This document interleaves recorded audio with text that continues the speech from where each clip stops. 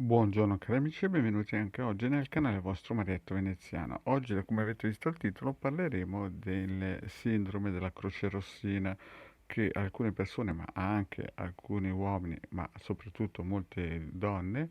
hanno in alcuni momenti della loro vita. Ma prima di fare questo, il vostro Marietto Veneziano, come al solito, vi chiede di iscrivervi al canale YouTube di Ildegarda, al canale YouTube del vostro Marietto Veneziano, di venirci a trovare nei nostri gloriosi gruppi Facebook, e ormai tutti lo sanno che i migliori iscritti del pianeta Face ce l'ha Ildegarda Marietto Veneziano,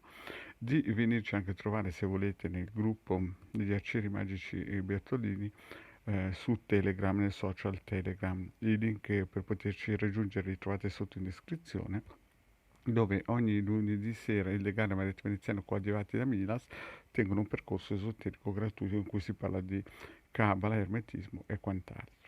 Se volete anche lasciare un bel commento qui sotto, il vostro marietto è contento, e anche un bel super like e non si disdegna mai. Bene, parliamo un po' di queste persone che a un certo punto della loro vita incontrano magari un uomo o una donna e incominciano a proiettare su di loro i propri sogni e i loro desideri. Queste persone, il 99% delle volte sono persone, non diciamo immature, ma diciamo che vengono magari da situazioni, come si suol dire, non tragiche, ma diciamo pesanti, ecco l'aggettivo giusto è pesanti, e quindi di conseguenza quando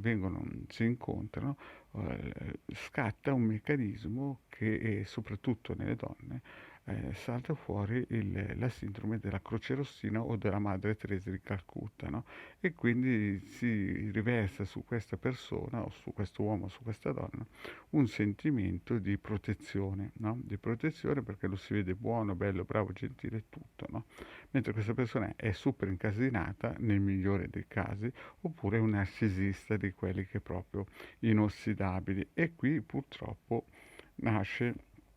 un gioco a doppia lama, cioè praticamente la persona resta, tra virgolette, schiava di questo suo desiderio di poterlo aiutare, e trova dentro di sé tutti gli aggettivi, tutte le possibilità, tutte le scuse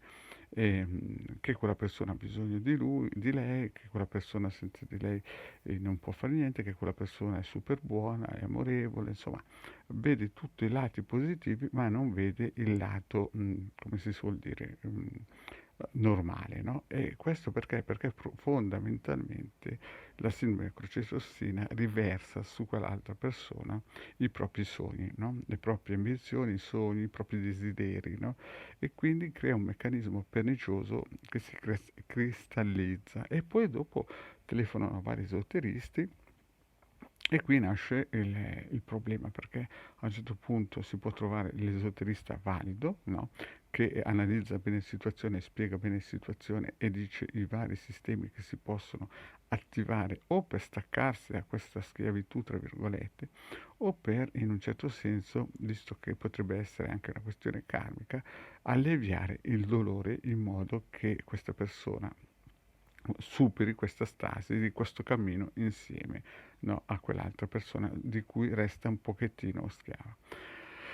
Poi è chiaro che i tempi di gestazione, i tempi di maturazione di questo evento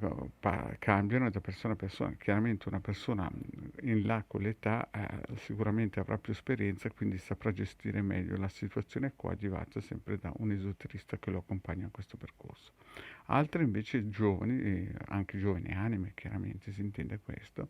purtroppo avranno, purtroppo in un certo senso, perché è un loro cammino e devono imparare certe cose che sicuramente gli mancano nel loro bagaglio animico, e quindi chiaramente inizia questo turnover, no, di burnout, si può dire, a livello spirituale, perché questa persona resta invischiata in questo meccanismo, e se non attiva appunto tutti gli aiuti, tutti i salvagenti, tutti i paracaduti possibili, vivrà un periodo molto particolare, molto pesante, molto, come si suol dire, importante della sua vita, che potrebbe segnarla per tutta la vita. Infatti alcuni addirittura, per farvi degli esempi, anni fa ho sentito che addirittura questo personaggio si era fatto anche, aveva intestato un mutuo a questa signora, e poi da questi soldi, invece di costruire una casa, roba del genere, si era fatto altre cose, no? Si era fatto delle vacanze con altre persone, cioè voi vi rendete conto che la cosa può diventare pesante se non si aprono bene gli occhi e non si smantella questa sindrome della croce rossina, che nel 90% dei casi, come ho detto, si rivolge più che altro al sesso femminile. Quindi il vostro marinetto veneziano vi consiglia subito di andare nel sito capitano.altervista.org e scaricare i circuiti di protezione di taglia legami perniciosi, di, di taglia larve strale, insomma tutto quello che potete attivare per incominciare a arginare questa piovra che praticamente avvolge le persone che incontrano questi soggetti, che il 90% sono persone narcisiste e c'è una percentuale di persone che hanno un karma pesante e quando incontrano queste croci rossine è la loro salvezza, ma a loro delle croci rossine proprio non interessa niente perché sono concentrati nel loro ego. Bene cari amici, detto questo, vostro Marietto coglie l'occasione di ringraziarvi che mi avete seguito fino a qua, vi chiede se non avete ancora fatto di iscrivervi al canale del Legame Marietto Veneziano e di venirci a trovare nei nostri gloriosi gruppi Facebook. Grazie cari amici e alla prossima, ciao!